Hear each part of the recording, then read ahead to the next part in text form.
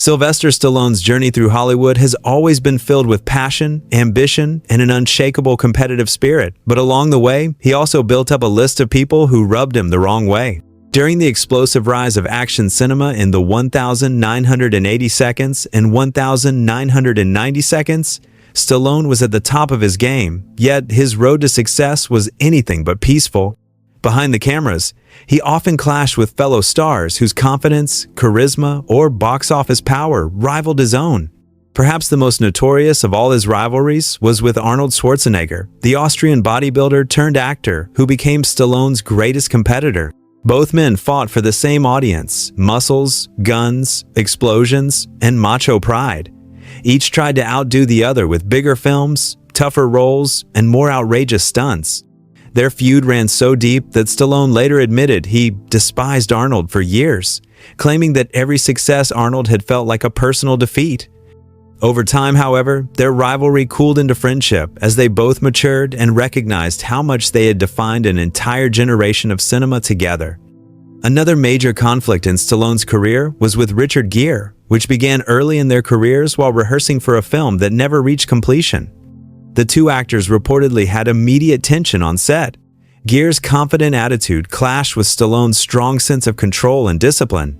A now famous story claims that Gere spilled mustard on Stallone during lunch and refused to apologize, leading to a heated exchange and a near physical altercation.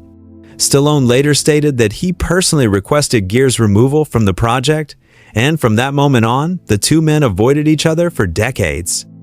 Gere, for his part, never publicly sought reconciliation. Then there was Dolph Lundgren, whose physical presence and calm intensity made him the perfect Ivan Drago in Rocky IV, but off-screen, the chemistry between him and Stallone was anything but friendly at first. Their training scenes were so brutal that Lundgren accidentally struck Stallone in the chest, sending him to the hospital for days with heart swelling. Stallone later confessed that he was genuinely angry at Lundgren during those early days and felt overshadowed by his co-star's impressive physique.